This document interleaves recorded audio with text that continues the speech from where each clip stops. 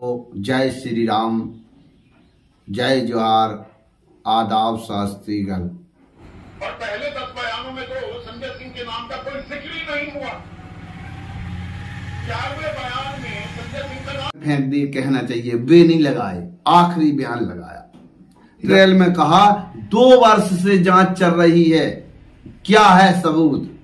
इसमें ईडी ने कोई जवाब नहीं दिया। देखिए एबीपी न्यूज संदीप चौधरी ने एक सवाल बनाकर पूछा, क्या इस प्रकार से किसी की 4-4, 6-6 महीना, 1-1 साल, 2-2 साल किसी की जिंदगी से खेलना चाहिए?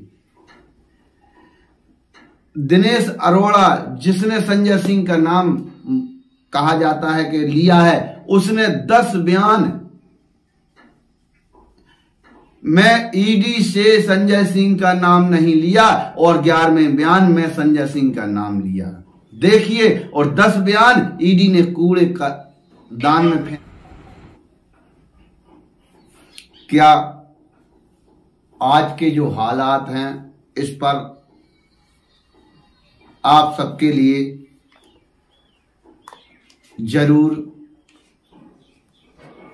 अपने अधिकारों की खातिर सोचना चाहिए।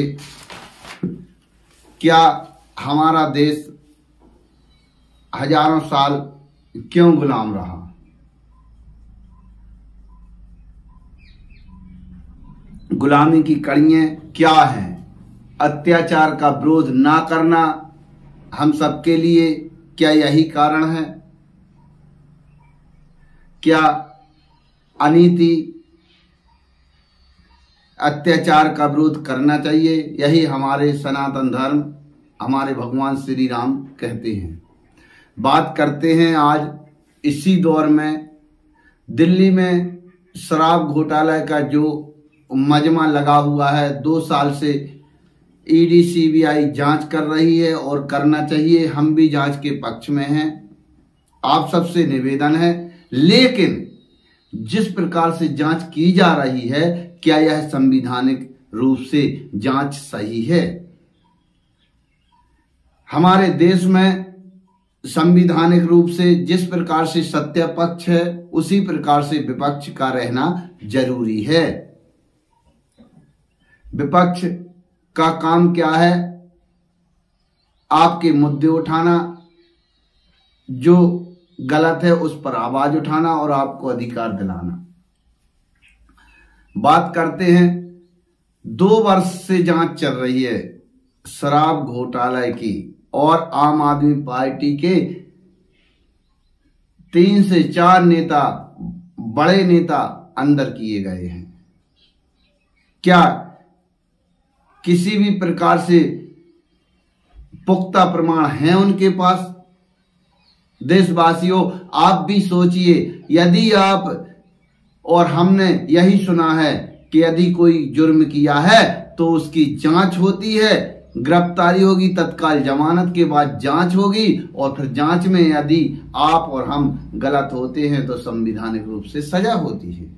लेकिन यहां कुछ और है।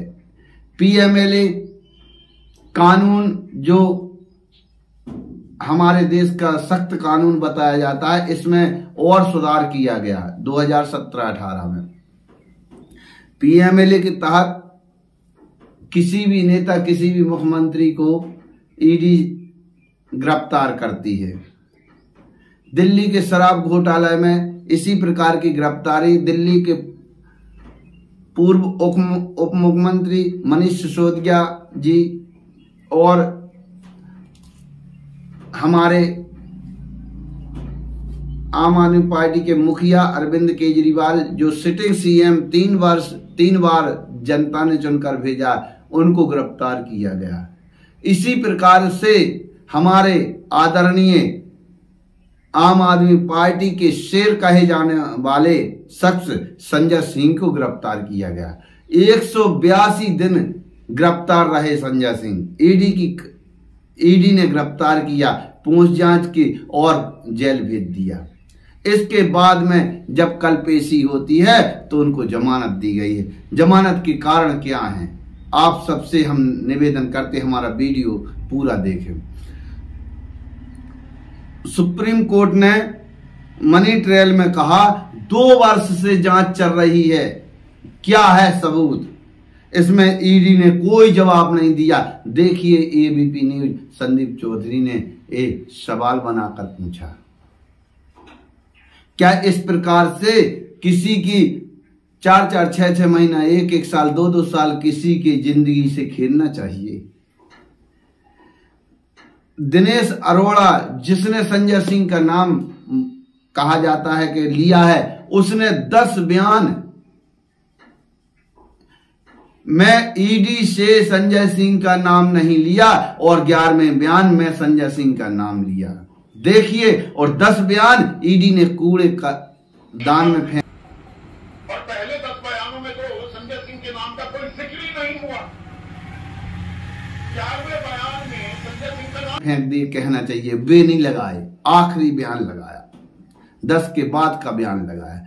यही सुप्रीम कोर्ट ने पूछा, तब ईडी ने कुछ नहीं कहा। इसके बाद सुप्रीम कोर्ट माननीय न्यायालय का बहुत बहुत आभारी, देश की जनता हम सब हैं, क्योंकि संजय सिंह कौन है? आप सबकी आवाज उठाने वाले। माननीय न्यायालय ने कहा कि यदि आप विरोध करोगे जमानत का तो हम पूरा केस पढ़कर आदेश करेंगे, जिसमें आप फिर आगे। इसमें लंच के बाद जब माननीय न्यायालय दोबारा बैठा तो ईडी ने विरोध नहीं किया जमानत का। देखिए, कानून के तहत यदि ईडी विरोध करती तो जमानत रुक जाती, क्योंकि कानून बनाया गया है ऐसा। जब माननीय न्यायालय अगर गंभीर ना होते तो आज भी उनको जमानत ना मिलती। हमारी आप सबसे निवेदन है, क्या इस प्रकार से सिटिंग सीएम बड़े बड़े नेताओं को जेल में डालने की साजिश है? और आप सबसे विनती है, आप सबको के ऊपर हम छोड़कर जाते हैं, क्या इस प्रकार से देश चल सकता है? आप बताइए। संजय सिंह, अरविंद केजरीवाल जी, मनीष सिसोदिया जी कौन है जिनको, वो लोग हैं ये जिन्होंने आपके गरीबों के बच्चों को एक नई रोशनी दी है, नई शिक्षा दी है, आपके स्वास्थ्य के लिए अच्छा इलाज दिया है, आपको बिजली मुफ्त दी है, आपके खातिर यह लड़ाई लड़ रहे हैं। देखिए, आपसे निवेदन है और आगे चलकर आप संवैधानिक रूप से इस तानाशाही का विरोध करिए। क्या हमारी भारत देश की जनता हजारों साल तक गुलामी इसीलिए सही है? क्या इस तानाशाही का विरोध समय पर ना करने के कारण देश गुलामी की ओर जाता है? इसी प्रकार से यह तानाशाही की ओर क्या संविधान खत्म कर देगी मोदी सरकार? ये हम नहीं कहते, मोदी सरकार के कई मंत्रियों ने कहा है, कई नेताओं ने कहा है कि 400 सीटें आने के बाद संविधान बदल देंगे। ऐसा न्यूज़ों में खबर कई बार चलती, और यही इंडिया गठबंधन ने अभी रामलीला मैदान से कहा है। गरीबों, आपसे निवेदन है, आप भी मनन करें और अपने बच्चों की खातिर हमारे आप सबसे निवेदन है कि गलत का विरोध करें। धन्यवाद। जय हिंद।